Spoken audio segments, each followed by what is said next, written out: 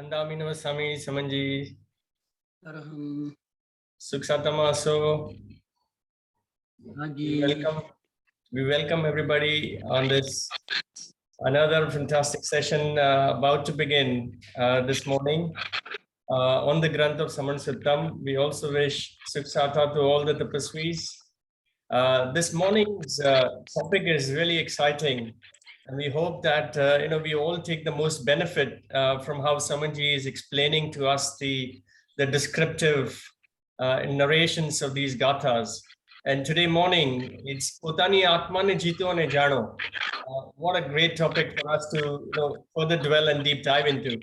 So without further ado, I'll hand over to Samanji to take us through this journey. Samanji, please.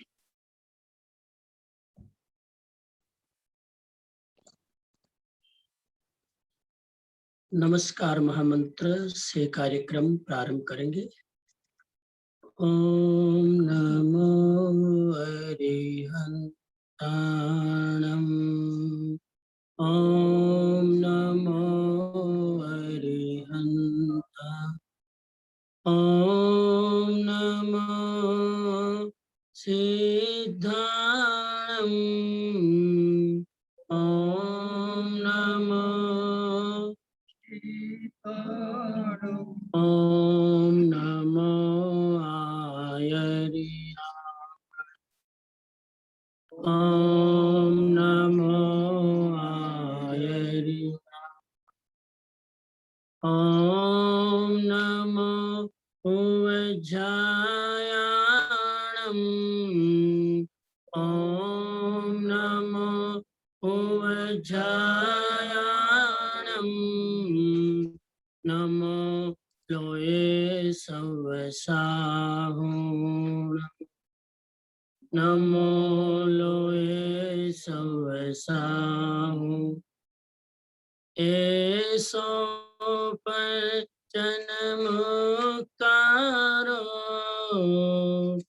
एसो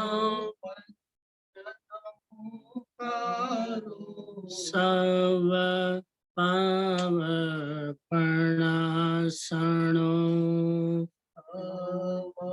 पावपणासनो मंगलाणं च सवेसिं।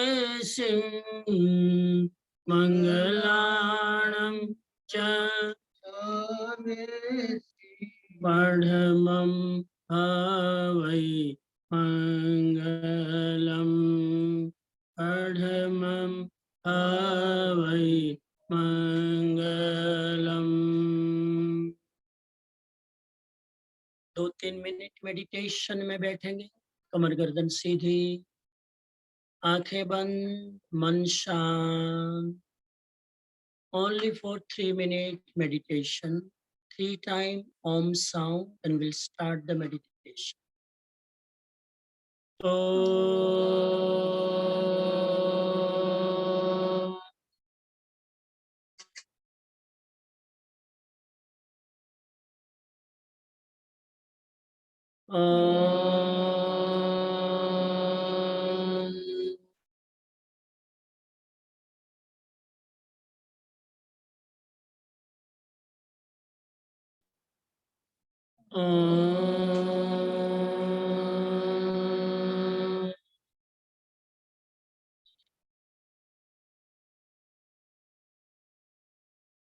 Eyes closed, body relax, mind calm down. No movement at all, completely steady like a statue in the temple. Focus your mind at the nostril, on the breathing, and simply watch your breath. आवता जता दरेक श्वास ने feel करो, जुओ। मात्र 2-3 minute श्वास दर्शन साधना। पूरी जागृति जेथी एक पण श्वास चुकाय नहीं।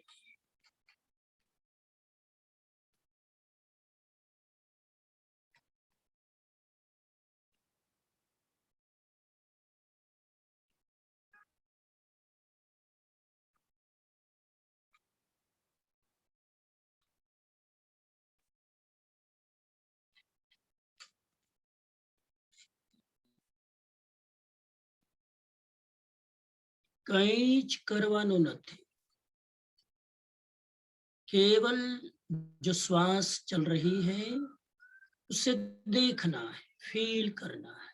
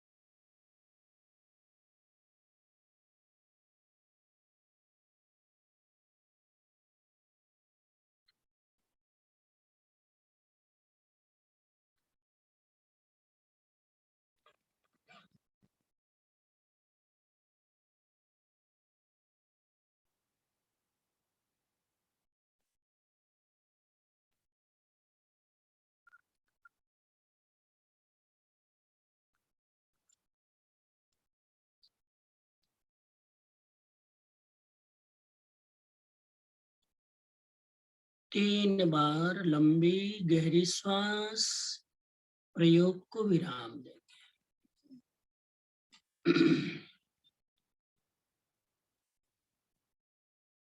ओम अरहम, ओम अरहम, ओम अरहम। प्रयोग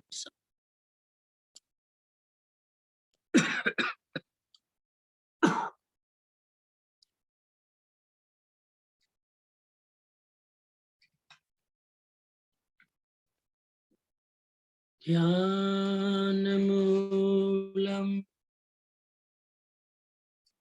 गुरुर्मूर्ति, पूजामूलम्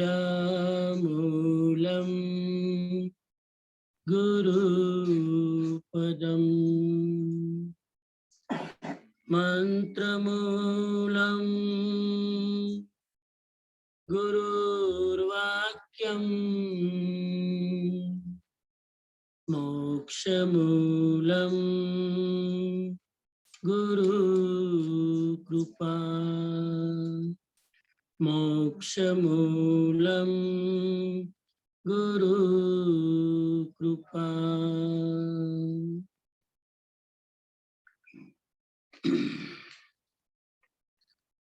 प्रश्न एंड में लेंगे कि अभी ले लेते हैं? चलो, कल जो चर्चा की थी उसके 5 प्रश्न, एक व्यक्ति को ही चांस मिलेगा जवाब देने का, समय की मर्यादा में। Only 1 person will get the chance to give the answer.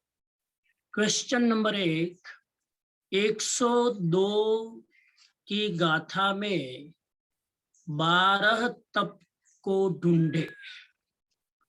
102 की जो गाथा है उसमें 12 तप कैसे आ गए उसको स्पष्ट करना है।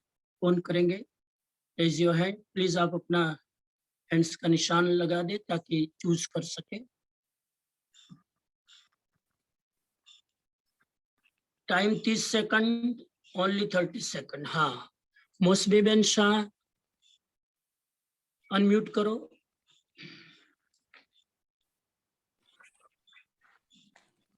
Please go head. तो આપણે જો 12 તપ ગણીએ એમાંના જે 6 બાહ્ય તપ છે, અનશન, ઉનોદરી, વૃત્તિ સંક્ષેપ, રસ પરિત્યાગ, એટલીસ્ટ એ 4 તો સીધા 5 ઇન્દ્રિયોથી લાગે છે। એ 12મી ગાથામાં શું હતું કે સ્વાધ્યાય, ધ્યાન, કષાયનો નિગ્રહ અને 5 ઇન્દ્રિયો પર કંટ્રોલ, આ 4 વાતમાં 12 તપ ક્યાંથી આવી જાય? એટલે એમાંના જે 4 તપ છે તે આવી ગયા 5 ઇન્દ્રિયોના કંટ્રોલમાં। કાયાક્લેશ પણ કાયાની કંટ્રોલમાં આવી જાય। પછી વિનય, વૈયાવચ એ કશાયમાં આવે, સીધો માન કશાય પર આદ કરે. પછી ધ્યાન એક તપ છે એટલે એ ધ્યાન એમાં આવી ગયું. સ્વાધ્યાય પણ આવી ગયો. સ્વાધ્યાય જુદું લખેલું જ હતું 102 ગાથામાં. એટલે આ 9 આવી ગયા. હવે કૌશક એ પાછું 5 ઇન્દ્રિયોના કંટ્રોલમાં આવી જાય. અને હજુ 2 તપ રહ્યા. પ્રાયશ્ચિત પણ આઈ થિંક કશાયમાં આવી જાય, કારણ કે માન કશાય ઓછો ઘટે ત્યારે જ પ્રાયશ્ચિત લેવાનું મન થાય. એટલે હજી બીજા કશાય પણ એમાં ઘટતા હશે, પણ બેસિકલી 4 કશાયમાં આવી જાય. સેવા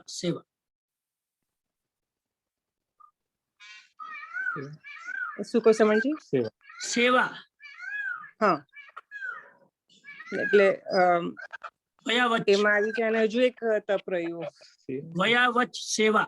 વૈયાવચ. હા, વૈયાવચ અને આવિનય, વૈયાવચ, પ્રાયશ્ચિત, એ ત્રણે તપ 4 કશાયમાં આવી જાય. Okay, good, correct answer. Question number 2. Thank you. निर्वेद का अर्थ क्या है? निर्वेद के 3 प्रकार का त्याग के साथ क्या संबंध है? निर्वेद का अर्थ क्या और उसका 3 प्रकार के त्याग के साथ क्या संबंध है? कौन है? हाँ, नैना बहन, नैना's आईफोन.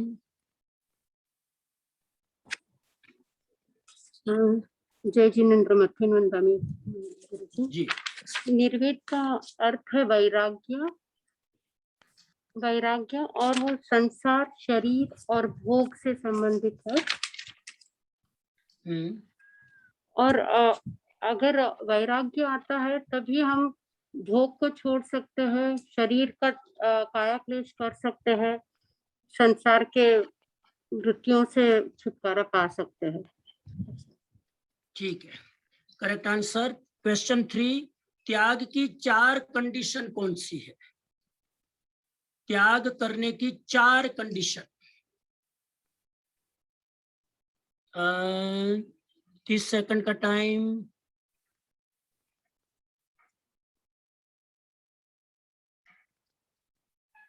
हाँ, भाविन भाई है या उनकी वाइफ, जो भी है. Go ahead. जय जिनेन्द्र. रमणीय एवं प्रिय वस्तु का त्याग करना. सॉरी, फिर से. रमणीय એટલે કોઈ પણ આપણી પ્રિય વસ્તુ હોય એનો ત્યાગ કરવાનો. हाँ, रमणीय और प्रिय वस्तु का त्याग, एक पहली कंडीशन. दूसरी, हाँ, और आपके पास जो भी चीज है उसका त्याग करना. आपके पास जो चीज है उसका त्याग. हाँ, चीज नहीं है उसका त्याग नहीं हो सकता है. हाँ, और वो त्याग चीज करने के लिए वो चीज आपके पास होनी चाहिए. Condition number 2. कंडीशन नंबर 3, चीज भोगने का सामर्थ्य होना चाहिए. हाँ, त्याग करने के पहले वो चीज भोगने की शक्ति होनी चाहिए, उसी का त्याग कर सकते हैं. ओके. कंडीशन नंबर 4, और स्वेच्छा से चीज वस्तु का त्याग होना चाहिए. हाँ, बहुत अच्छा. स्वेच्छा से त्याग करना चाहिए, किसी के दबाव में आकर त्याग करे वो त्याग नहीं. बहुत अच्छा, करेक्ट आंसर, अनुमोदना. Question number 4. क्या हमारे लिए अकिंचन धर्म का पालन करना संभव है? यस तो क्यों, नहीं तो क्यों? नए लोग क्यों एक ही एक लोग जवाब दे रहे हैं और नए लोग?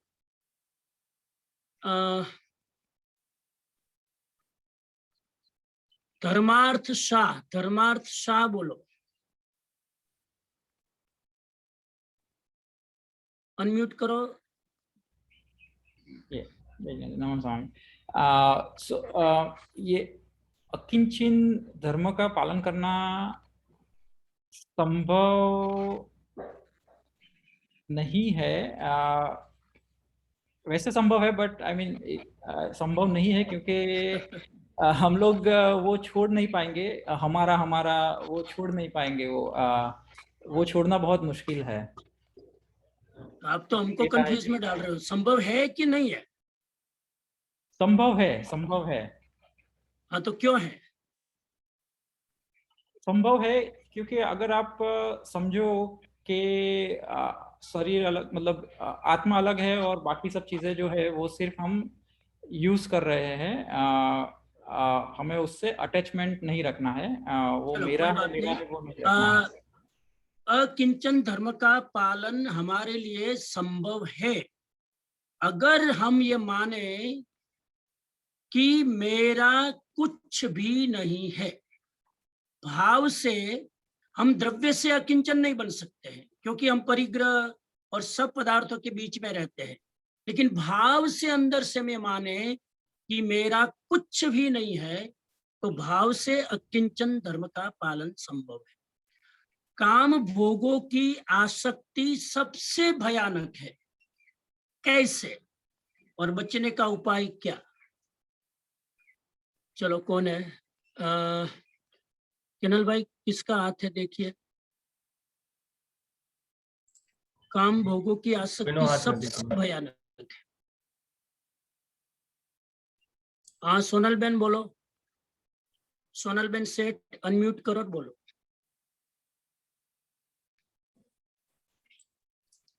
जल्दी प्लीज, जल्दी। અનમ્યુટ કરતી હતી. કામ ભોગથી લિપ્ત થવું તે બચવાનો ઉપાય. કાદવમાં કમળ ઉગે, કમળ કાદવથી નિર્લેપ રહે, તેમ સંસારી ભોગોની વચમાં રહીને પણ ભોગથી નિર્લેપ રહે. જેને મોહ નથી તેને દુઃખ નથી, જેને તૃષ્ણા નથી તેને મોહ નથી, જેને લોભ નથી તેને તૃષ્ણા નથી. દુઃખનું એક જ કારણ મોહ.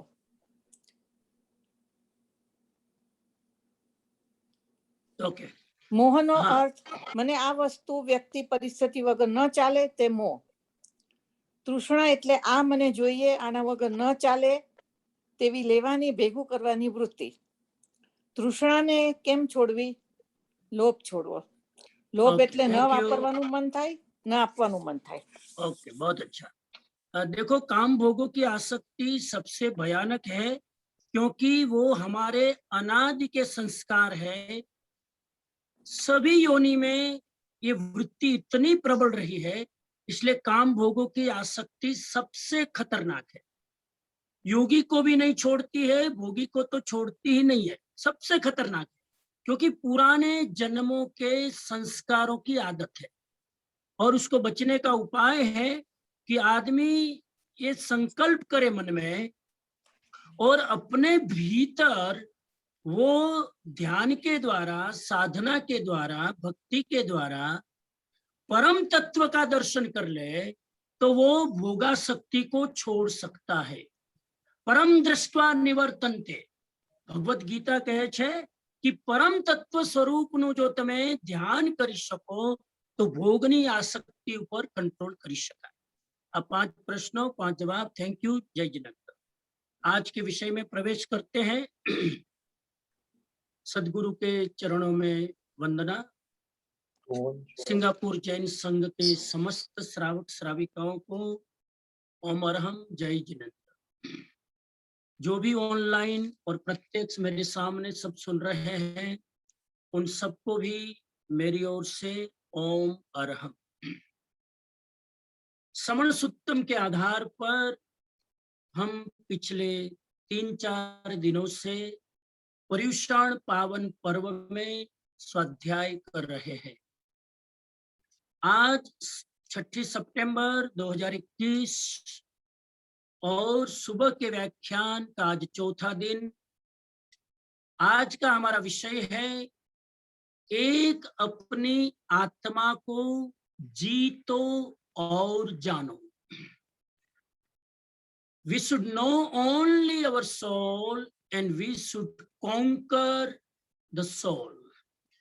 इस विषय पर आज थोड़ी चर्चा करें। समण सुत्तम गाथा 122 से लेकर 131 के आधार पर। पहली बात ये समझ ले कि युद्ध, वार करना मनुष्य की मौलिक मनोवृत्ति है। आदमी आदि काल से युद्ध करता आया है, संघर्ष करता आया है, और युद्ध करना, संघर्ष करना मनुष्य को बहुत प्रिय है। कारण हो या कारण ना हो, मनुष्य सतत युद्ध करने की सोचता है। कारण नहीं है तो कारण खोज लेता है, और मनुष्य की भूतकाल की, अतीत की सारी कथा, दुख की कथा है, पीड़ा की कथा है, हिंसा की कथा है, युद्ध की कथा है, संघर्ष की कथा है, टकराव की कथा है, मार काट करने की कथा है। विश्व शांति का जो प्रश्न है वो आज का आधुनिक प्रश्न नहीं है। विश्व शांति की अनिवार्यता मॉडर्न नीड्स नहीं है, ये सनातन सवाल है। क्योंकि अगर आप पिछले इतिहास में जाकर देखें तो युद्ध सतत चलता आया। राम और रावण के बीच में युद्ध हुआ, इधर चेटक और कौणिक के बीच में युद्ध हुआ, भरत और बाहुबली के बीच में युद्ध हुआ, और फिर अगर वर्तमान में अलग अलग देशों को देखें तो चारों तरफ युद्ध के नगारे बज रहे। जर्मनी में हिटलर देखो, सिकंदर देखो, तैमूर लैंग देखो, ये सारे के सारे युद्ध की दुनिया में जीने वाले लोग थे। तो युद्ध आदमी की मौलिक मनोवृत्ति है, ऐसी साइकोलॉजी का स्टेटमेंट। और युद्ध केवल बॉर्डर पर लड़ा जाता है उसकी बात नहीं है। युद्ध केवल सैनिक लड़ते हैं, सोल्जर लड़ते हैं, कमांडो लड़ते हैं, दो देश के विरोधी दुश्मन लड़ते हैं, ऐसी बात नहीं है। मनुष्य की मौलिक वृत्ति है तो हर इंसान युद्ध लड़ता है। हर व्यक्ति के भीतर लड़ने की कामना होती है। हर परिवार में देखो, बॉर्डर पर तो युद्ध साल, 2 साल, 5 साल में कभी कभी होता है, लेकिन हर घर में रोज सुबह उठकर युद्ध। हर सुबह उठकर सास और बहू तैयार होते हैं, कपड़े पहनकर, ना धोकर, आओ आप और हम दोनों लड़े। पति पत्नी रोज सुबह उठकर तैयार होते हैं, बिना मुहूर्त देखे युद्ध चालू होता है। मैंने कहा ना, युद्ध मौलिक मनोवृत्ति है, उसके लिए कोई प्लानिंग करने की जरूरत नहीं होती। देरानी और जेठानी कोई छोटी बात को लेकर छंछेड़ लिए जाते हैं और युद्ध शुरू होता है। परिवार में जितना युद्ध होता है उतना दो देशों के बीच में नहीं होता। व्यक्ति व्यक्ति के मन में अपना एक मन अपने दूसरे मन के साथ जो युद्ध करता है, वो युद्ध परिवार में भी नहीं, समाज में भी नहीं, देश में। अगर आप ईमानदार है तो तटस्थ भाव से सोचे, हमारा ही मन हमारे ही दूसरे मन के साथ युद्ध करता है कि नहीं। आज सुबह व्याख्यान में आना था तो कईयों का मन युद्ध करता होगा कि व्याख्यान में ऑनलाइन में बैठूं कि नहीं। यहां से युद्ध चालू होता है। छोटी छोटी बात में जब हमें निर्णय लेना होता है, उस समय हमारा एक मन हमारे मन के दूसरे कोने के साथ युद्ध करता है।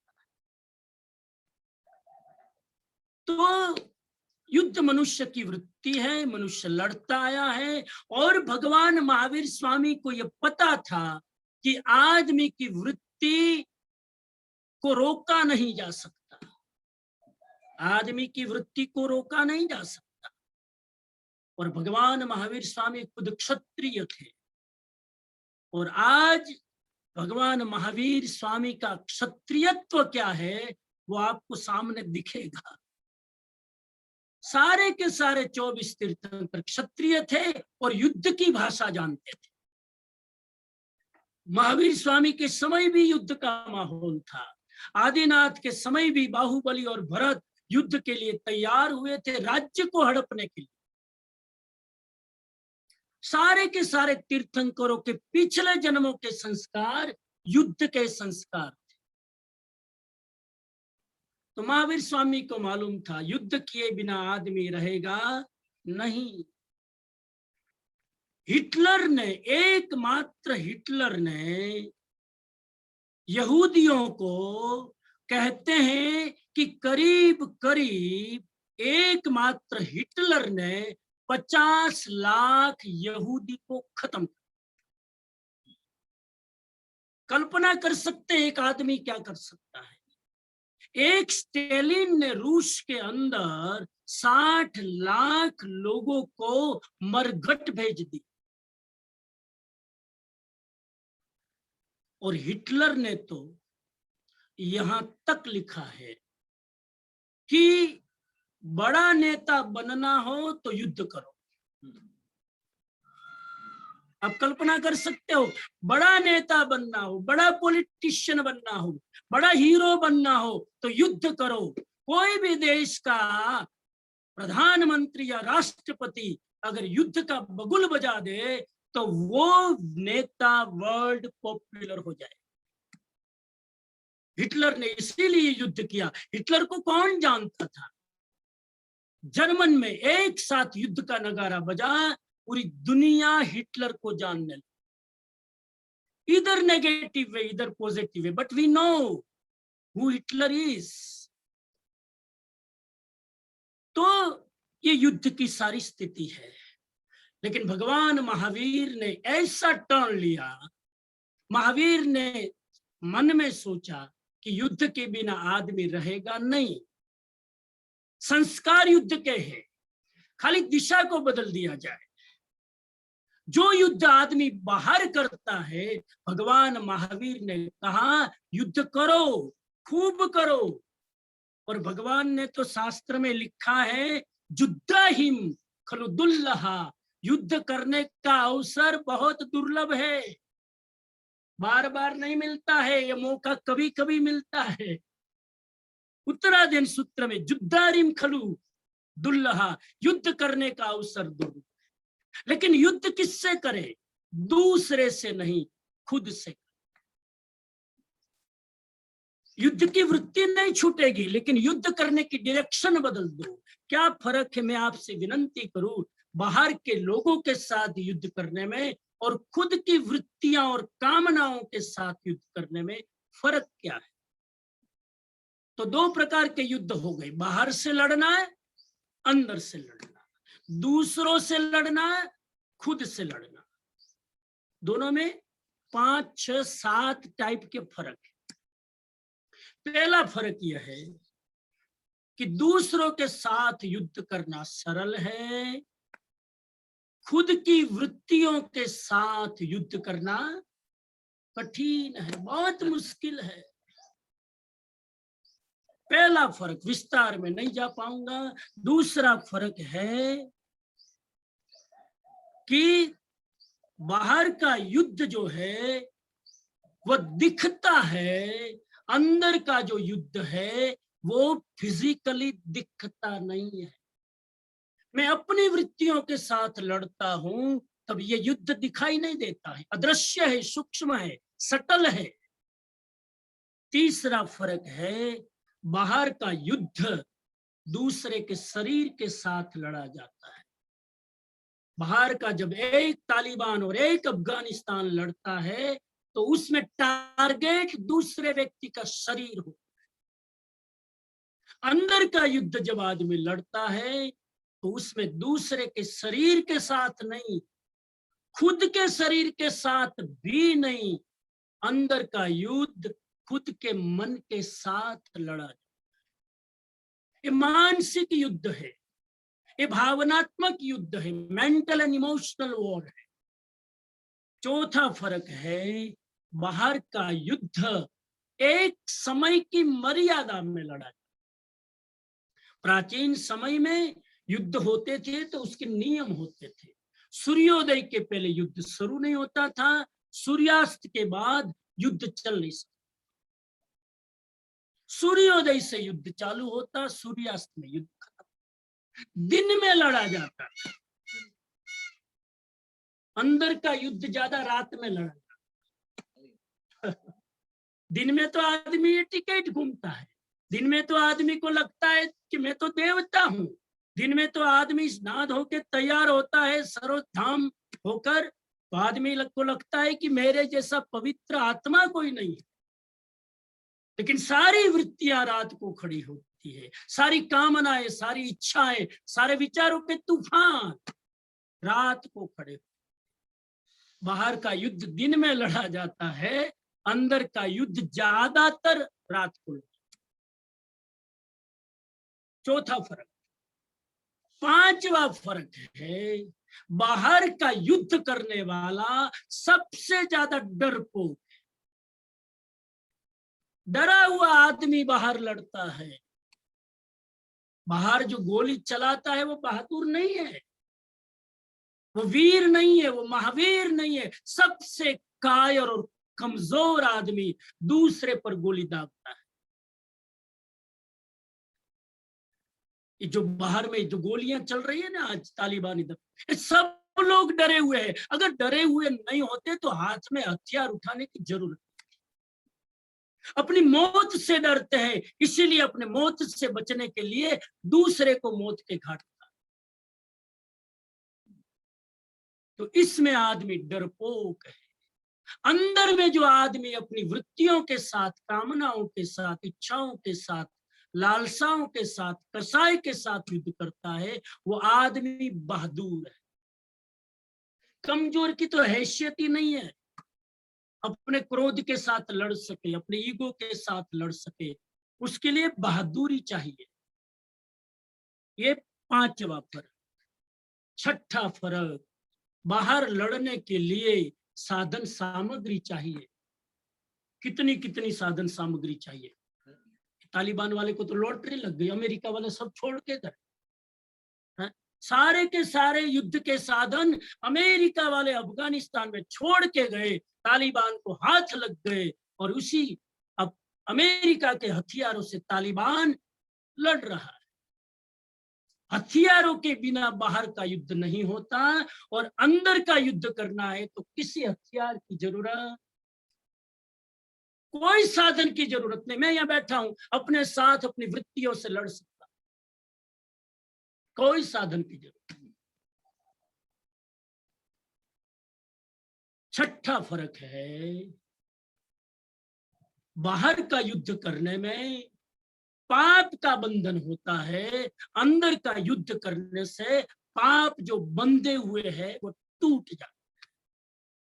ये छठा फर्क है। सातवां फर्क यह है, બહારનું યુદ્ધ કરવું હોય તો ઘણું બધું કરવું, કેટલો પ્લાનિંગ કરવો પડે, કેટલા રાગ દ્વેષ કરવા પડે, કેટલી સ્ટ્રેટેજી બનાવવી પડે, ત્યારે બહારનું યુદ્ધ થાય.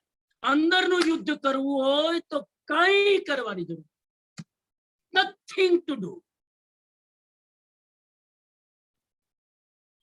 બોલો, શરૂઆતમાં મેં કીધું બહારનું યુદ્ધ સરળ છે, અંદરનું અઘરું. આટલું બોલ્યા પછી હવે શું લાગે સિંગાપુર વાસીઓ?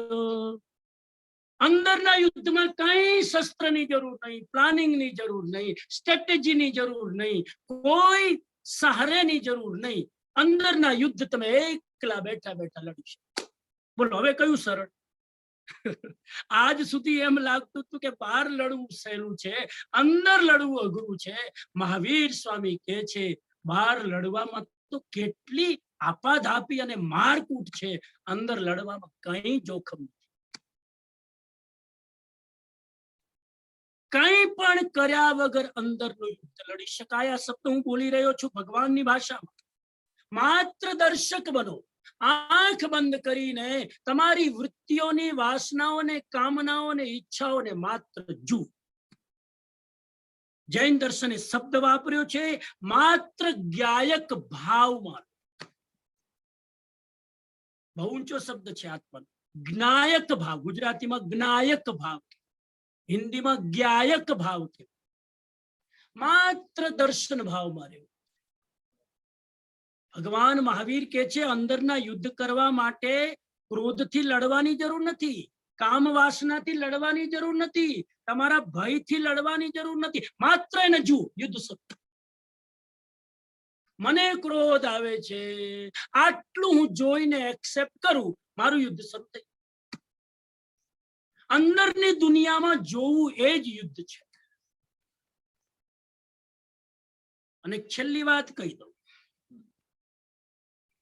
બહારનું યુદ્ધ જબરજસ્તી ફોર્સફુલી પ્રેશરમાં આવીને લડવામાં આવે છે.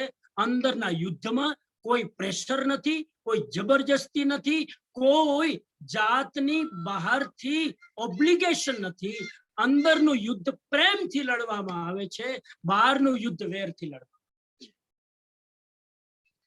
પાછું એવું તમે ના માનતા કે અંદરનું યુદ્ધ કરવાનું છે ને તો હવે ચાલો અંદર તૈયાર થાવ અને માણસ સામે એકદમ ભરકુટી તાણીને પોતાના ગુસ્સા સાથે લડે.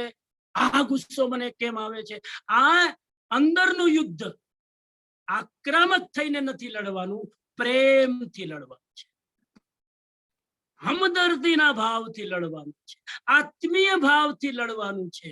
પોતાના જ મનને મિત્ર બનાવીને એ મનને પોતાના કાબુમાં રાખવાની ટેકનિક શીખવાની છે.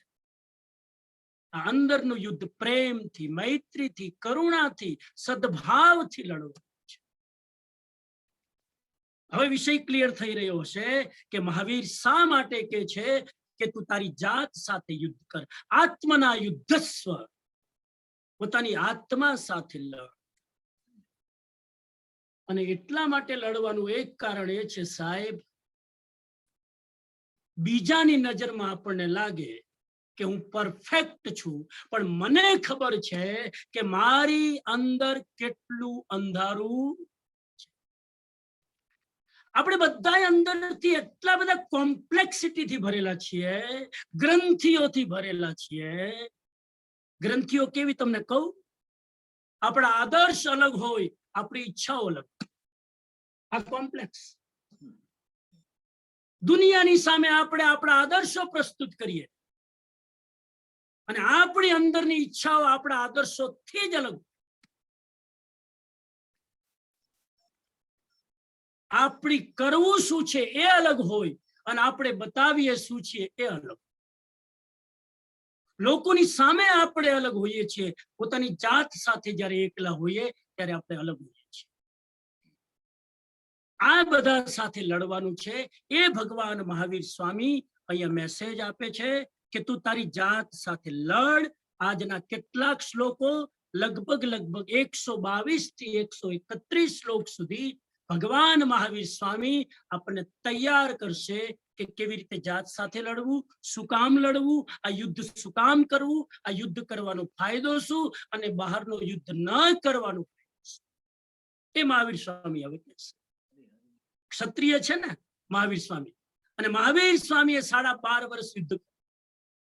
મહાવીર સ્વામીના ભાવમાં ઘર છોડીને જયારે જંગલમાં ગયા, એકલા હતા, કોઈ શસ્ત્ર નહીં, કોઈ અસ્ત્ર નહીં, છતાં 12.5 વર્ષ પોતાની સાથે યુદ્ધ કર્યું અને યુદ્ધમાં વિજયી બન્યા, કેવળ જ્ઞાની થયા, ત્રિકાળ જ્ઞાની થયા અને તીર્થંકર. પહેલો શ્લોક કે છે, હવે હું વિષયમાં પ્રવેશ કરું છું આટલી ભૂમિકા સાથે. ભૂમિકા ઇઝ મોસ્ટ ઇમ્પોર્ટન્ટ. અમારે એવા નાટકકારો થયા છે કે નાટકકાર જયારે નાટક લખે ને ત્યારે એની ભૂમિકા લાંબી હોય, નાટક હાવ ટૂંકું હોય. ઘણા લોકો પુસ્તક લખે ત્યારે એની પ્રસ્તાવના 50 પાનાની હોય, પુસ્તક 20 પાનાનું હોય. મારી સાથે એવું છે. ભૂમિકા ઇઝ મોસ્ટ ઇમ્પોર્ટન્ટ. ગાથા તો પછી એ ભૂમિકાની અંદર આત્મા એનો આખો નાખો બહાર નીકળી જાય. શું કે છે 122મી ગાથા? આત્મા ही वैतरणी नदी है, आत्मा ही कुटसामली वृक्ष है, आत्मा ही कामधेनु गाय है और आत्मा ही नंदन वन है. બે સિનેરિયો તમારી સામે પ્રસ્તુત કરે છે. આત્મા વેતરણી નદી છે. वैतरणी नदी, आपने नाम सुना होगा, गूगल में जाके चेक करना।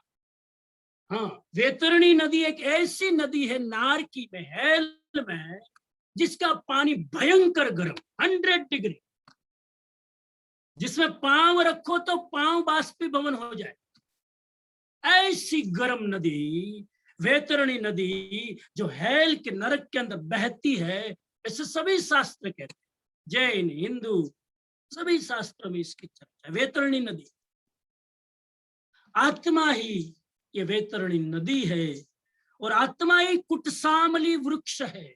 एक वृक्ष का नाम है कुटसामली वृक्ष। इसके कांटा तुमको चुभेगा तो कांटे के अंदर जहर होता है, पूरा शरीर में वो जहर फैल जाता है और शरीर को खत्म कर, ऐसा वृक्ष कुटसामली वृक्ष, जहरीला वृक्ष, उसका कांटा जहरीला, उसके पत्ते जहरीले, उसकी जड़ जहरीली, कहीं भी भूल से भी स्वाद चखा तो गए काम से। इसलिए हमारे शास्त्र में लख्યું છે, આપણા શાસ્ત્ર में एक सरस वाक्य લખ્યું છે, નીતિ વાક્ય, અજાણ્યું ફળ ખાવું નહીં। ઘણા દોડતા હોય ટ્રાય કરે, મોઢા મૂકે અને પછી તમે બહાર પણ ન કાઢી શકો, અંદર પણ ન નાખી શકો। આ કુટસામલી વૃક્ષ આત્માની સાથે તુલના કરે છે। તમારી આત્મા જ્યારે પતનના માર્ગે જાય, તમારી આત્મા જ્યારે મનનું અનુસરણ કરે, તમારી આત્મા જ્યારે શૈતાન વૃત્તિનો પક્ષ લે, ત્યારે આ જ આત્મા વેતરણી નદી બની જાય છે અને આ જ આત્મા કુટસામલી વૃક્ષ બની જાય છે। અને એ જ આત્મા જ્યારે પરમ તત્વનો સહારો લે, પરમ દ્રષ્ટવા નિવર્તન્તે, જ્યારે પરમ તત્વનો, પરમાત્માનો, પરમ શક્તિનો સહારો લે, ત્યારે એ જ આત્મા કામધેનુ ગાય બની જાય। અત્યાર સુધી વાત હતી નરકમાં, વેતરણી નદી ક્યાં છે? નરકમાં। કુટસામલી વૃક્ષ ક્યાં છે? નરકમાં। अच्छा सिंगापुर वाला व्हाट्सएप ना मोकले, कानु एड्रेस मोकलो। कई जगह છે આ એડ્રેસ છે, તમે જાઓ ત્યાં, એના માટે નરકમાં જવું પડે। હું પ્રાર્થના કરું કે ત્યાં જઈને જોવાની જરૂર, हाँ एक विजिट करवी पड़े ત્યાં, અને ત્યાં જવા માટે પાછી એટલી બધી તકલીફ કે આત્મા એના પહેલા જ પરધામ પહોંચી જાય। ત્યાં જવાનો રસ્તો એટલો બધો ખાબડ ખૈયાવાળો છે કે ત્યાં સુધી જ ના પહોંચી શકો સાહેબ। તો આ એનું એડ્રેસ નરકમાં। બીજી બાજુ આત્મા જ કામધેનુ ગાય છે। આત્મા જ્યારે પરમાત્માના સંપર્કમાં આવે, આત્મા જ્યારે પવિત્ર આત્માના સંપર્કમાં આવે, ત્યારે કામધેનુ ગાય બની જાય। કામધેનુ ગાયનો અર્થ, તમે માત્ર બેઠા બેઠા કામના કરો અને તમારી કામના પૂરી કરી નાખે, એનું નામ કામધેનુ ગાય। અહીંયા એવી બધી ગાયો ઘણીવાર હવે ક્રિએટ કરે છે, કામધેનુ ગાય, આમ લખે કામધેનુ ગાય, અને એની નીચે બેસીને તમે પ્રાર્થના કરો એટલે તમારી કામના પૂરી થઈ। બહારમાં કામધેનુ ગાય છે કે નહીં મને ખબર નહીં, પણ આપણું અંતર્મન, આપણું સબકોન્શિયસ માઇન્ડ એ જ કામધેનુ ગાય છે। રાતના સુતા સુતા એક શુભ સંકલ્પ કરીને સુઈ જાઓ, તમારું અંતર્મન તમારો સંકલ્પ પૂરો। આપણું અંતર્મન જ કામધેનુ ગાય છે અને આપણું અંતર્મન જ આપણું દુશ્મન છે। બે આપણું અંતર્મન છે। નેગેટિવ કમાન્ડ આપ્યું તો આ તમારું મન તમારું દુશ્મન, અને પોઝિટિવ કમાન્ડ આપ્યું તો આજ તમારું મન તમારું મિત્ર। આગળ વાત આવશે। તો આત્મા જ કામધેનુ ગાય છે। પરમાત્માને લક્ષ્યમાં રાખીને કોઈ ઈચ્છા કરો, ઈચ્છા પૂરી થાય। સંસારને નજરમાં રાખીને કોઈ ઈચ્છા કરો તો ઈચ્છા પૂરી ન। કામધેનુ ગાય આદર્શ ઊંચું ધ્યેય રાખીને તમે કોઈ કામના કરો। ઊંચું ધ્યેય રાખીને કોઈ કામનાનો મતલબ એવી ઈચ્છા કરો જે પોતાના માટે ન હોય, બીજાના માટે હોય, તો એ પૂરી થાય। आत्मा ही कामधेनु है, कितना सुंदर है। और आत्मा ही नंदनवन है। नंदनवन, अब नंदनवन की चर्चा करूंगा तो 15 मिनट लगेगा। केनल भाई कहेंगे आगे चलो जरा, श्लोक बाकी। नंदनवन नाम सांभळता ज आपणुं मन ठरे। નામ સાંભળતા જ આપણી આત્માના વાઇબ્રેશન બદલાઈ જાય. નંદનવન, જે વનમાં બેસવા માત્રથી આનંદ મળે એનું નામ નંદનવન. બેસવા માત્રથી આનંદ, એક એવું વન જેના વાઇબ્રેશન તમને આંદોલિત કરે કે નંદનવન. આત્મા હિ નંદનવન, જ્યાં ક્યાંય કાંટા જોવા ન મળે, જ્યાં ઝાડીઓ જોવા ન મળે, ક્યાંય એવું દ્રશ્ય જોવા ન મળે કે તમારે આંખો બંધ કરવી પડે, એમ લાગે કે આંખ બ્લિંક જ નથી કરવી, એવું નંદનવન સ્વર્ગ લોકની અંદર કે છે, એવું શાસ્ત્ર કે છે. તો આત્મા જ આ બંને છે. એનો અર્થ એ થયો કે તમે ધારો તો આત્માને દુશ્મન બનાવી શકો અને તમે ધારો તો આત્માને મિત્ર બનાવી શકો. આગલી ગાથામાં એની જ વાત કરે છે. 123, सुख दुख नहीं करता आत्मा है, आपके जीवन में जो भी सुख और दुख आते हैं उसको करने वाली कौन? आत्मा है. आत्मा ही सुख दुख को भोगने वाली है. मेरा सुख दुख कौन भोगता है? मेरी आत्मा. कैसे? जरा समझने की कोशिश करें. भगवान महावीर कहते हैं सद प्रवृत्ति में लगी हुई आत्मा अपना मित्र है और दुष्प्रवृत्ति में लगी हुई आत्मा अपना शत्रु है. आपने जो प्रवृत्ति करते हैं हम जो, वो सद प्रवृत्ति है कि दुष्प्रवृत्ति? देख लो, बाहर की सद प्रवृत्ति अंदर के सद्भाव से आती है और बाहर की दुष्प्रवृत्ति अंदर के दुर्भाव से आती है. तो पहली बात, इसमें दो बातें कही श्लोक में. मेरा सुख दुख करने वाला मैं खुद हूं, आत्मा यानी मैं. आपका सुख पैदा करने वाले कौन है? बोलते जाओ जरा, छोकराओ बोलो. તમારું સુખ કોણ ઊભું કરે છે? આપણે. આપણું દુઃખ કોણ ઊભું કરે? તમે તમારું દુઃખ સર્જન કરવા વાળા છો. मुझे प्रश्न होता है कि कोई आदमी अपना दुख थोड़ा खड़ा करता है. जानी जोन कोई सुखी तो थई सके, जानी जोन कोई दुखी थाय? जानी जोन कोई दुखी न था, कोई ने दुखी नहीं था. भगवान के छे खुद ही व्यक्ति अपने चॉइस से दुखी होता. कैसे? તમારે બધાને दुखी થાવું છે તો પછી આપણે કેમ दुखी થઈએ ભાઈ?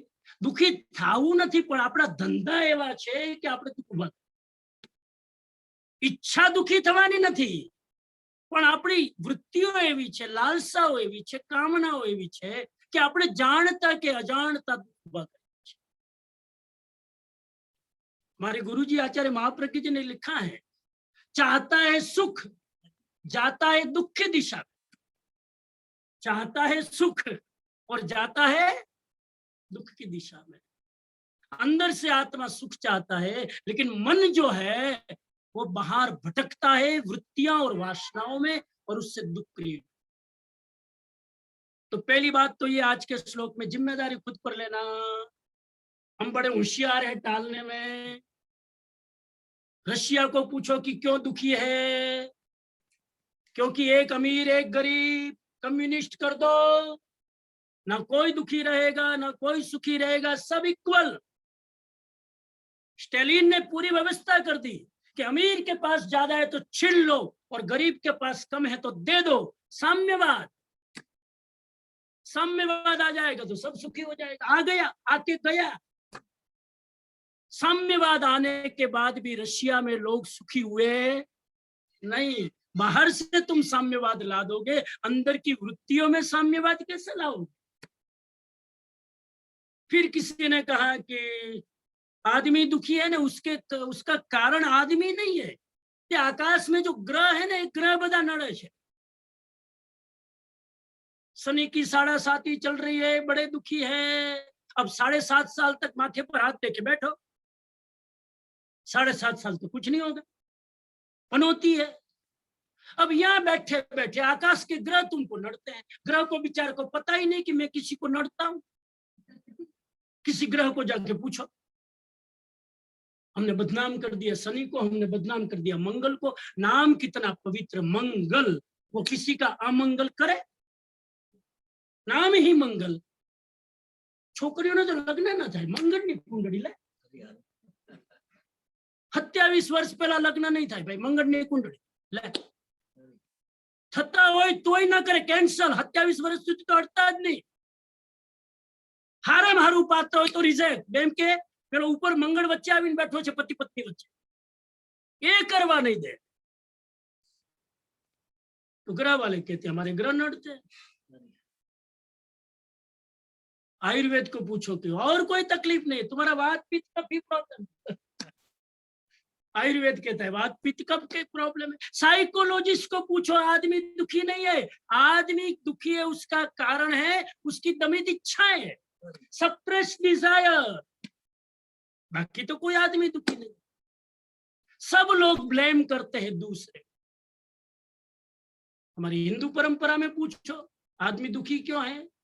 आदमी दुखी है क्योंकि ईश्वर की इच्छा के बिना पत्ता भी जब वो हिला रहा है तो तुम्हारी पूरी कुंडली तो उनके पास ही है। ईश्वर की मनसा हुई तो जरा सा हिला दे पूरा खत्म। तो सुसाइड ईश्वर करवाता है। 40 साल की 20 साल की उम्र में कैंसर ईश्वर देता है। मेरा धंधा क्रैश हो गया कोरोना में, ईश्वर कराता है। आदमी को अनादि आदत है दूसरे पर ब्लेम कर दो। पोताना कपड़ा बीजानी खूंटी पर नाखे, जवाबदारी लेवी नहीं। और जैन धर्म को पूछो, वो भी होशियार। जैन धर्म को पूछो आदमी दुखी क्यों। मैं दुखी नहीं हूं, मेरे कारण नहीं, मेरे कर्म। जैन भी होशियार, अपने कर्म पर डाल दिया। मैं तो शुद्ध परमात्मा, शुद्ध बुद्ध, सर्वजीव छे सिद्ध संग, लेकिन मेरे कर्म क्या करूं। जैसे कर्म कोई दूसरे के हो ना, और दूसरे ने तुम्हारे लिए आकर किया हो ना। मेरे कर्म करने वाला मैं हूं, दूसरा ने। फाइनली महावीर स्वामी कहते हैं you are the responsible for your misery and for your happiness. थोड़े मैच्योर बनो, जिम्मेदारी खुद पर, क्यों दूसरे पर टालते हो। और दूसरों पर टालने से दूसरी स्थितियां तो बदलेगी नहीं, तुम वैसे के वैसे रहो। तुम न ग्रहों को बदल सकते, बात करो ग्रहों की, बदल नहीं सकते। तुमने समाज की सिस्टम को बदल सकते हैं, अपने आप को तुम बदल सकते हैं। महावीर स्वामी ने कहा कि जमीन पर अगर कांटे बिछे हुए हैं तो पूरी जमीन के कांटे साफ करके साफ सुथरा मत करो, अपने पांव में जूते पहन लो। घણા લોકો એવું બધા આટલા બધા કાંટા મારે ચાલવું કેવી રીતે? રાજાના મનમાં સંકલ્પ છે, રાજાએ કીધું મારે ચાલવું છે, કાંટા બધા સાફ કરી નાખો। હા, રાજાનો તો ઓર્ડર છે। મંત્રીઓ અને સલાહકારોએ કીધું રહેવા દો, તમે ધંધે લાગશો ના, ક્લીન કરો બધું। અને સાહેબ લાગ્યા ધંધે, ધંધે લાગ્યા તો જેટલી શાંતિ ને સફાઈ હતી ને એ બધી ધૂળ ઉડી ઉડીને રાજાના નાક। રાજા કે આટલી તમે કીધું ને સફાઈ કરો તો સફાઈ થઈ રહી છે, હવે તમે લો આ બધી ગંદકી। ત્યારે કોઈ સલાહ આપી કે રાજન આવું આવો નિર્ણય ન કરાય, આ બધા રસ્તા સાફ ન કરાય, તમારે ચાલવા માટે પગમાં સરસ મોજડી પહેરી લો ને હાલતા થઈ જાઓ। दुनिया को बदलने की जरूरत नहीं। महावीर कहते खुद को बदलो। सद प्रवृत्ति में लगी आत्मा अपना मित्र है और दुष्प्रवृत्ति में लगी आत्मा अपना शत्रु है। तुम ही अपने मित्र हो और तुम ही अपने शत्रु। बाहर क्यों शत्रु खोजते हो, बाहर क्यों मित्र खोजते हो। और याद रखना, जो व्यक्ति खुद अपना मित्र है वही बाहर सबको मित्र बना सकता। पोते ज पोतानो दुश्मन और बाय मित्र बनावा जाए। પછી કે મારું તો કોની સાથે જામતું જ નહીં જામે, કેમ કે તારું તારી સાથે નથી જામતું। दूसरों के साथ कहां जमेगा। पहले अपने साथ मित्र बनो। एक पति अगर खुद के साथ मित्र है तो पत्नी और परिवार में सबके साथ मित्र हो। एक व्यक्ति खुद के साथ लड़ रहा है और खुद से सेटिस्फाइड नहीं है, किसी के साथ वो सेटिस्फाइड नहीं। महावीर का सारा जोर दुनिया से हटकर खुद पर आ गया। तो दुष्प्रवृत्ति में लगी आत्मा अपना शत्रु। क्रोध किया दुष्प्रवृत्ति, ईगो किया दुष्प्रवृत्ति, छल कपट किया, चिटिंग किया दुष्प्रवृत्ति, लोभ किया, लालच किया, प्रलोभन में गए दुष्प्रवृत्ति। उससे नुकसान किसको? मैंने आपके ऊपर गुस्सा किया, नुकसान किसका? गुस्सा करने वाले को लगता है कि मैंने उसको दबा दिया। एक्चुअली भगवान कहते हैं गुस्सा करने वाला खुद गिर गया। मेरे गुस्से से दूसरे का नुकसान हो ना हो वो तो उसकी आत्मदशा से पता चलेगा। गुस्सा करने से तुमने तुम्हारा तो पतन कर ही दिया। इसलिए ये मत सोचना कि दुष्प्रवृत्ति करके हम दूसरे का नुकसान कर रहे हैं, वो हमारा ही नुकसान। झूठ बोलकर हमने दूसरे की आंख में धूल डाल दिया, मत भूल करना। झूठ बोलकर तुम खुद के साथ बेईमानी कर रहे। 124वीं गाथा कहती है, अविजीत ऐसा एक अपना आत्मा ही अपना शत्रु है। अविजीत, ना जीता गया एक अपना आत्मा ही अपना शत्रु है। अविजीत इंद्रियां और कषाय ही अपना शत्रु है। भगवान महावीर कहते हैं, हे मुनिंदे, हे साधु, हे मुनि, मैं उस पर विजय पाकर न्याय पूर्वक विचरण करता हूं। हे मुनियो, हे साधुओ, हे फकीरो, महावीर कहते हैं मैं इन इंद्रियों को, इन कषायों को, इस मन को, इस इच्छाओं पर विजय प्राप्त करके न्याय पूर्वक विचरण, जस्टिस के साथ मैं पैदल विहार करता हूं, क्योंकि मैंने इन सब को जीत लिया है। ये भगवान महावीर कब बोल रहे हैं? इन सब को जीतने के बाद। 12.5 साल की साधना के समय भगवान महावीर नहीं बोल रहे। उस समय क्रोध को नहीं जीता है। उस समय भगवान महावीर ने साधना के समय कषाय को नहीं जीता है। केवल ज्ञान प्राप्त हुआ, विजय प्राप्त कर ली इन कषायों पर, उसके बाद वो तीर्थंकर बने और देशना देते हैं। तब कहते हैं, हे मुनियो, हे संतो, मैं इन सब पर विजय प्राप्त करके विचरण कर। इसका मतलब ये हुआ कि महावीर स्वामी जो कह रहे हैं अपने अनुभव से बोल, वो यात्रा कर चुके हैं, उसका अनुभव है। अपने साथ युद्ध करते करते करते करते अपनी आत्मा जो दुश्मन थी उसको मित्र बनाते बनाते उन्होंने केवल ज्ञान प्राप्त किया। इसलिए वो अपना मार्ग आपको कह रहे हैं अनुभव से कि मैं इस पथ से चला हूं। हे मुनियो, मैं इन इंद्रियों और कषायों को जीत कर न्याय पूर्वक विचरण करता हूं। मतलब ईमानदारी से विचरण करता हूं। न्याय पूर्वक विचरण करता हूं का मतलब है अंधेरे में नहीं, उजाले में विचरण। 125 की गाथा में कहते हैं, दुर्जय युद्ध में जो हजारों योद्धाओं को जीत लेता है, दुर्जय जीता ना जाए ऐसे युद्ध में जो हजारों योद्धाओं के सामने खुद को जीत लेता है, उसकी अपेक्षा एक जो अपनी आत्मा को जीतता है उसकी विजय बहुत बड़ी है। 2 युद्ध का सिनेरियो रखते हैं। एक में लाखों योद्धाओं को जीतना है? आपके सामने तो अभी कल्पना करने की जरूरत नहीं, कल्पना ही करो। ये तालिबान पहुंच जाए, ये बैठे बैठे पहुंच सकते हैं कि नहीं? वीडियो देखते रहते तालिबान में क्या हो रहा है जसन भाई? બેઠા બેઠા તમે જોઈ લો ત્યાંની હાથમાં આમ ઉપર બુરખા પહેરેલા છે ને હાથમાં ગોળી છે, એ દ્રશ્ય તો તમે જુઓ। અને લાખો લોકોને એક સાથે યુદ્ધમાં જીતી જાય, એ યુદ્ધ મોટું કે એકમાત્ર પોતાની વૃત્તિઓને જીતે એ યુદ્ધ મોટું।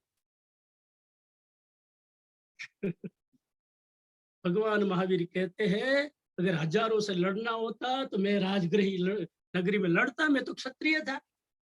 लेकिन सब छोड़ छाड़ के एक खुद को जीतने निकला। और महावीर कहते हैं एक खुद को जीतना बड़ा युद्ध है लाखों योद्धाओं को जीतने की बजाय। और जो एक को नहीं जीत सकता है ना, वही सबको मारने जाता। हाँ, जो मैं खुद पर काबू नहीं कर सकता हूँ, इसलिए मैं गोली लेके निकल पड़ता हूँ। मैंने शुरुआत में कहा, काय और कमजोर लोग बाहर गोली चलाते हैं, बहादुर लोग अंदर गोली। अद्भुत है।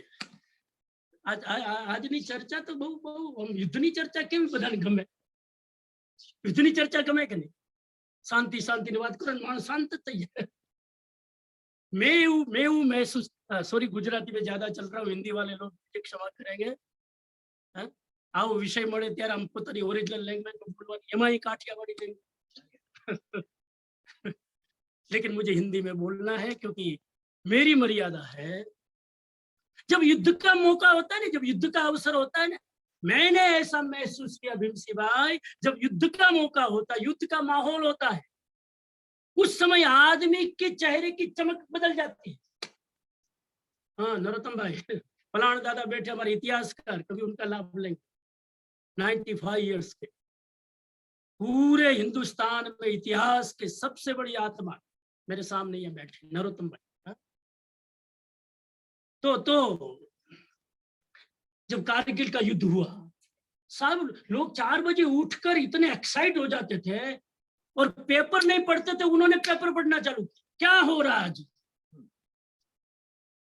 लोग मेडिकल स्टोर भूल गए, लोग दवाइयां भूल गए, लोग डॉक्टर भूल गए, सब कुछ, कोई बीमारियां खत्म। जैसे कोरोना में सब बीमारियां खत्म, वैसे युद्ध होता है तो सारी चीज आदमी भूल जाता है।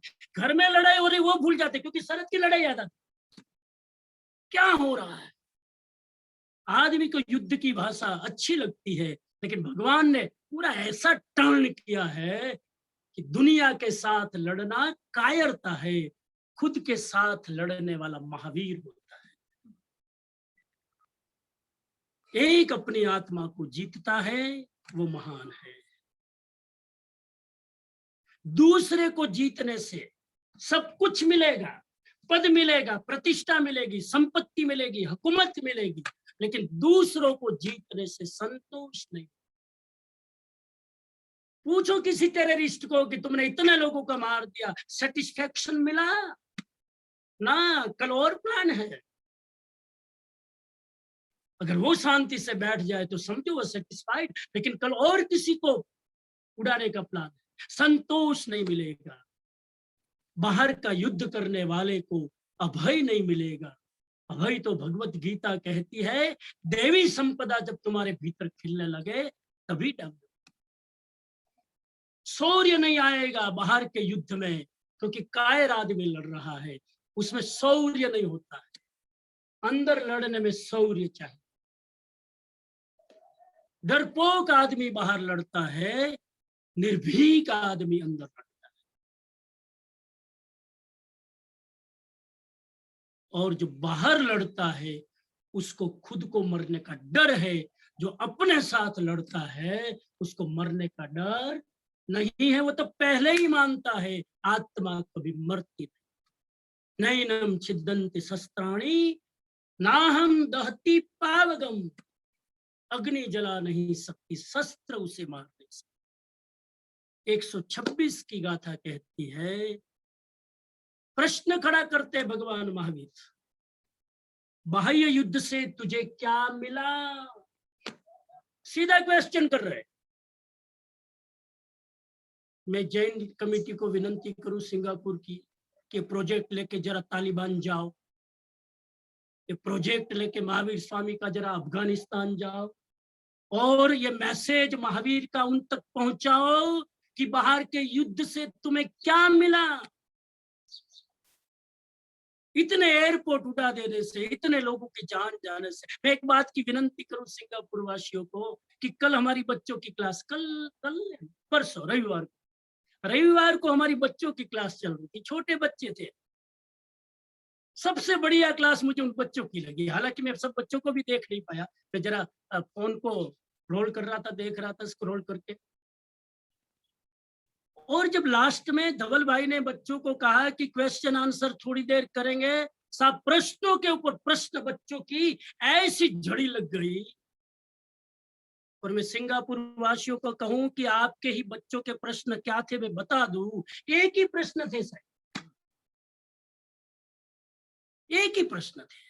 ये लोग युद्ध क्यों करते हैं, ये लोग लड़ते क्यों हैं? छोटे छोटे 5-5, 7-7 साल के प्रश्न बच्चे मुझे कर रहे थे कि स्वामी जी दुनिया में अशांति क्यों है, मारकाट क्यों है, लड़ते क्यों है, किसी की सुनते क्यों नहीं है, ऐसा ऐसा पूछ रहे थे। अपनी हुकूमत क्यों चलाते? ये बच्चों के प्रश्न थे, क्या जवाब दूं मैं? मेरे पास जवाब नहीं, वो तो तालिबान ही जाए, उनको जाके पूछे भगवान महावीर का प्रश्न कि ये युद्ध करने से तुझे क्या मिला? शांति मिली? युद्ध करने वाले बच्चों को, उनके बच्चों को पूछो तुम्हारी बच्चों की हालत क्या है, वो बच्चा भी यही सीखेगा। ओहो, सेंसिटिव क्वेश्चन खड़ा कर रहे हैं महावीर, सीधा सीधा क्वेश्चन है, बाह्य युद्ध से तुझे क्या मिला? 2600 वर्ष पहले भगवान महावीर ने प्रश्न खड़ा किया, इसका मतलब युद्ध का प्रॉब्लम उस जमाने में, अदरवाइज किसको कह रहे थे? आज आपने बधाई बोलिए, आज आपने बधाई बोलिए, बेईमानी वधी रही છે, આપણે શું બોલીએ, ભ્રષ્ટાચાર વધી રહ્યો છે। પ્રણાન દાદાને પૂછો, 10,000 વર્ષ પહેલાની પુસ્તક કાઢો તો એમાં આ જ લખ્યું છે। 10,000 वर्ष पहला भ्रष्टाचार बढ़ रहा है, बेईमानी बढ़ रही है, और हम दूसरी तरफ कहते हमारे पुराने दिन अच्छे थे। वो पुराने दिन कब थे? 10,000 साल पहले तो कहते हैं कि युद्ध था, मारकाट थी, करप्शन था। इसलिए मैंने शुरुआत में कहा विश्व शांति का प्रश्न आज का नहीं है, सनातन प्रश्न। उस जमाने में भी उसको जरूरत थी। बाह्य युद्ध से तुझे क्या मिला?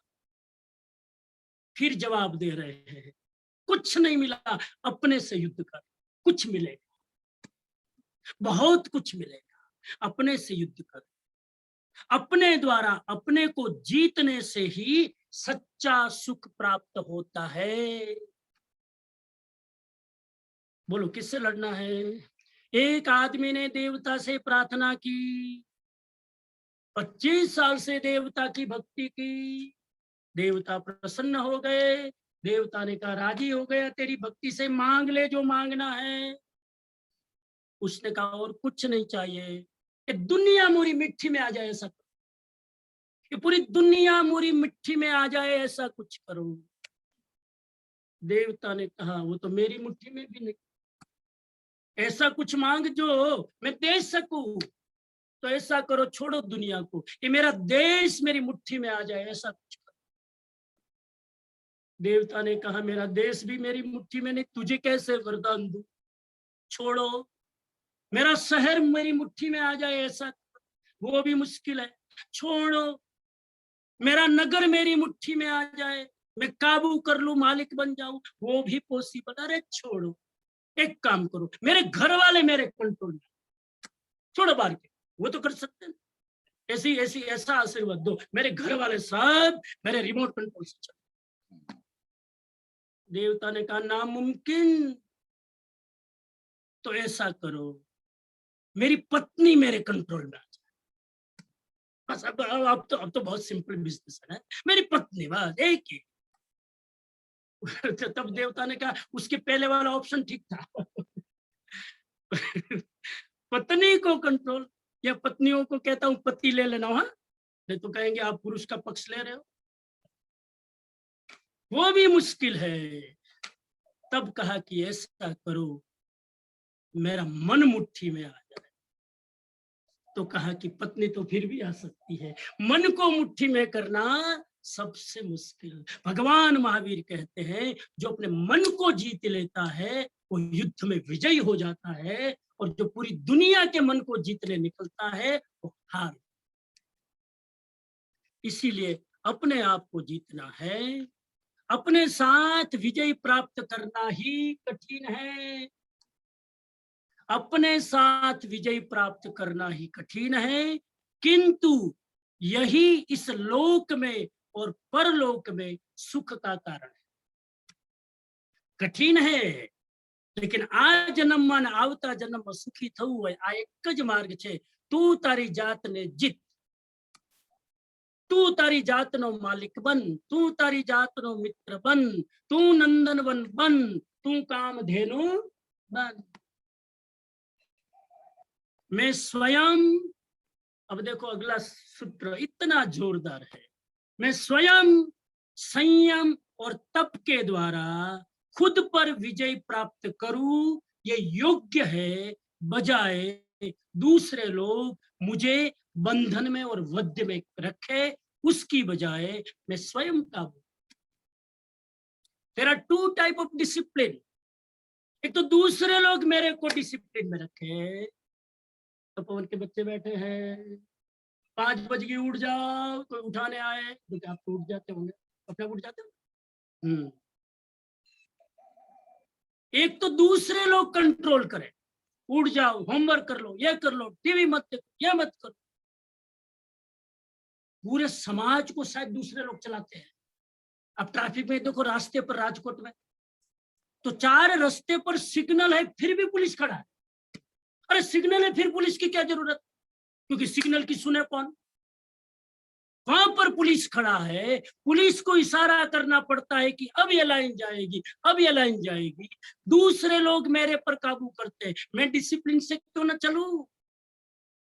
भगवान महावीर कहते हैं, तुम अपने पर कंट्रोल कर लो, और वो नहीं करोगे तो दूसरे के कंट्रोल होने के लिए तुम तैयार रहो। तुम चाहते हो कि मेरा डिसिप्लिन मैं करूं, तो मुझे किसी की बात की सुनने की जरूरत नहीं है। मैं खुद 4 बजे उठ गया, अब मैं क्यों किसी की सुनूंगा भाई? मैंने पहले होमवर्क कर लिया, मैं किसी की क्यों सुनूंगा? मैंने already done. I listen my own mind, why I want to listen other people. लेकिन जो व्यक्ति खुद डिसिप्लिन में नहीं रहेगा, उसको दूसरे की बातें माननी पड़ेगी, दूसरे के बंधन में रहना पड़ेगा, दूसरे के कंट्रोल में रहना पड़ेगा, दूसरे के गुलाम बनना। Choice is yours. Choice is yours. बोलो, सेल्फ डिसिप्लिन आ भी जाए तो कहीं कोई ना ऊपर कंट्रोल करवानी जरूरत नहीं। અને કદાચ આને જ રામ રાજ્ય કહેવાતું હશે, કોને ખબર? अपने पर कंट्रोल करें। आज के सूत्र बड़े अच्छे अच्छे हैं। एक तरफ ओहो और छक्का मार रहे महावीर स्वामी, एक तरफ निवृत्ति। मेरा तो क्षयोपशम नहीं है, व्याख्या कर सकूं, फिर भी कर रहा हूं इतने मजेदार ढंग से, आपकी सबकी कृपा से। एक तरफ निवृत्ति, दूसरी तरफ प्रवृत्ति करनी चाहिए। एक तरफ से निवृत्ति, रिटायरमेंट, दूसरी तरफ से इन्वॉल्वमेंट, प्रवृत्ति करनी चाहिए। भगवान महावीर कहते हैं कि इधर जुड़ना है तो इधर से छूटो, इधर भी पांव डालो, इधर भी पांव डालो, धोबी का कुत्ता ना घर का ना है। एक तरफ से निवृत्ति, दूसरी तरफ से प्रवृत्ति करनी चाहिए। कौन सी प्रवृत्ति, कौन सी निवृत्ति की बात करते हो? असंयम से निवृत्ति और संयम में प्रवृत्ति। बड़ा मजेदार सूत्र है। असंयम से निवृत्त हो जाओ तो आप संयम में प्रवृत्त हो सकोगे। हमारी हालत क्या है? पर्युषण के दिन चल रहे हैं, किसी को उपवास चल रहा होगा, एकादशना मिल चल रहा होगा, कितना कितना तप कर रहे होंगे। लेकिन इस सूत्र को जरा टैली करो। असंयम से डिसॉल्व करो अपने आप को, क्या बोलते हैं, डिस्कनेक्ट करो, और संयम में अपने आप को कनेक्ट करो। हमारी प्रॉब्लम यह है, हम असंयम भी करते हैं, संयम भी करते हैं। हमारी प्रॉब्लम क्या है? हम असंयम भी करते हैं, संयम भी, एक साथ दोनों, एक साथ दोनों। मेरी हालत तो यह है, आप तो सब मेरे से बहुत आगे हो, लेकिन मेरी हालत यह है। अभी मैं एकादशना कर रहा हूं रोज। अब सिंगापुर वालों ने तो ऐसा लॉक कर दिया है कि मैं नाश्ता भी नहीं कर सकता हूँ। तो आप लोगों की कृपा से है, मेरी तपस्या हो रही सहज में, और ये कोई बड़ी तपस्या नहीं है। तो मैं एक टाइम लेता हूँ, क्योंकि सुबह 8 बजे प्रवचन, एग्जैक्टली नाश्ते का टाइम, शाम को 6 बजे प्रवचन, एग्जैक्टली डिनर का टाइम। लेकिन आप लोगों तक पहुंचने के लिए आपने निमित्त बने कि सहज में, और ऐसे भी मैं करता हूँ, ये तो मैं लाइट मूड में बोल रहा हूँ, ऐसे में मैं पर्यूषण में खाली मुंह नहीं रहता हूँ। जब आपको प्रेरणा देता हूँ कि उपवास करो, नाइंबिल करो, पचकान लो, और मैं 3 टाइम खा के फिर कहूँ कि आप पचकान लो, उपवास करो, करना ही चाहिए। हाँ बेटा तू कर। तो मैं एक टाइम जब जिमता हूं तो मेरी प्रॉब्लम यह है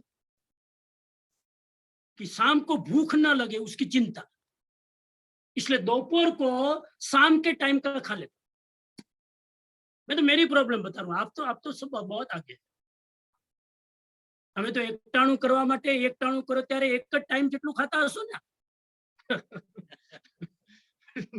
हमारे वहां जब मैं छोटा था तो जब एकासना करते थे तो मेरी माँ कहती थी मुझे, बेटा एकासना है, एक टाइम धरा के जितना खाना हो खा लेना, शाम को रोटी नहीं मिलेगी, लट्ठी मिलेगी, अभी खाना उतना खा लेना।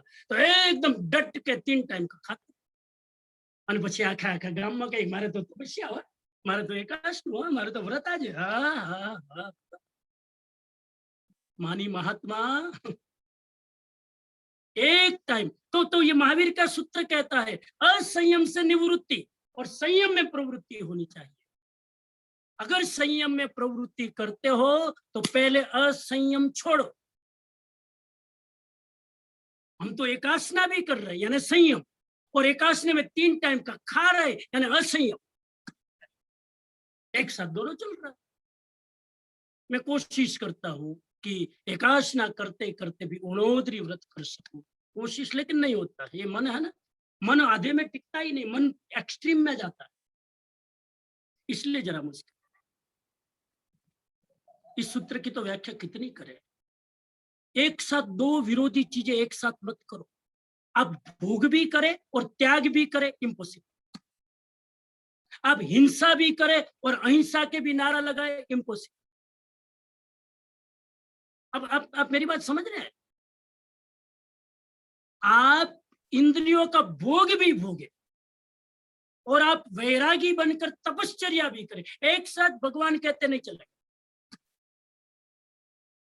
पहले गोल फाइनल करो कि मुझे संयम के पथ पर जाना है, तो असंयम का मार्ग बंद कर दो, आश्रव दरवाजा बंद कर दो, संवर कर दो, फिर आपकी निर्जरा।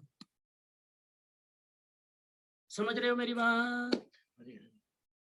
असंयम से पहले निवृत्ति करो।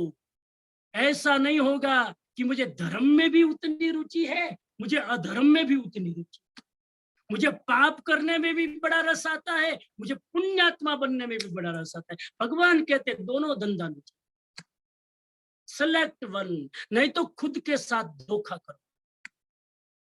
अगला सूत्र कहता है पाप कार्य में प्रवृत्ति करने वाला राग द्वेष ये दोनों ही पाप हैं। जो साधक सदा उसका निरोध करता है वे संसार में भटकता नहीं है, मुक्त हो जाता है। इस सूत्र में 2 ही चीजों पर कंट्रोल करने को कहा, राग और द्वेष। ये 2 को जीत लो तो तुम संसार में रहते हुए मुक्त हो जाओ। लास्ट श्लोक फाइनल, फिर मांगलिक। अंतिम श्लोक कहता है, उपाय बता रहे हैं। तो भगवान महावीर का एक एक लेक्चर अपने आप में पूर्ण है। इसका मतलब कल सुनना, फिर आज पूर्ण है तो फिर ऐसा मत कहना कि आज पूरा सुन लिया हो गया।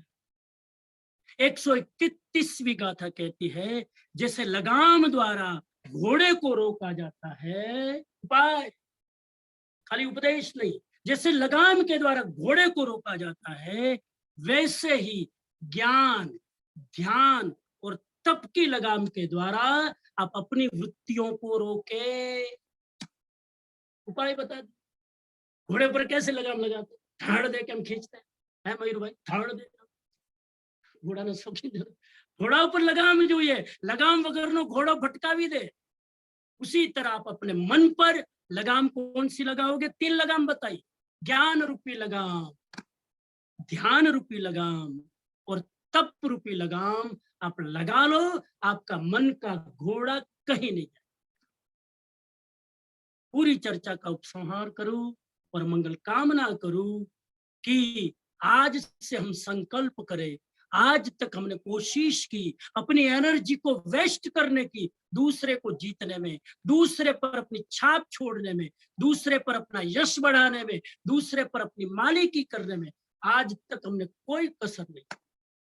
आज संकल्प करें मुझे अपनी एनर्जी को अपने इम्प्रूवमेंट के लिए लगाना है, अपनी एनर्जी को अपना मित्र बनाने में लगाना है, अपनी एनर्जी को अपनी वासना और वृत्तियों के साथ युद्ध करने में लगाना है, क्योंकि इसी में सुख है, इसी में शांति है, इसी में अभय है, सारे गुण इसी में समाहित हो जाते हैं।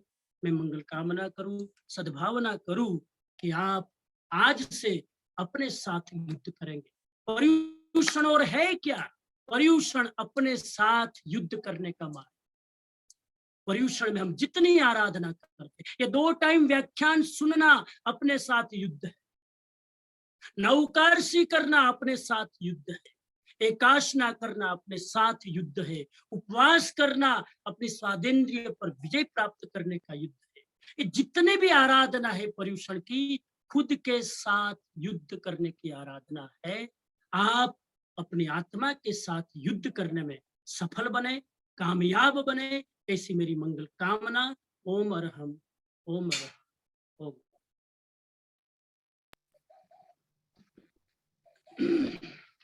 आज के क्वेश्चन मैं आपको दे दूं, कल क्वेश्चन की तैयारी करके आना है, लिख के आ सके वो लिख के आएंगे, सोच के आ सके वो सोच कर आएंगे, डिस्कस करके आ सके वो डिस्कस करके आएंगे। आज की चर्चा के 4 प्रश्न।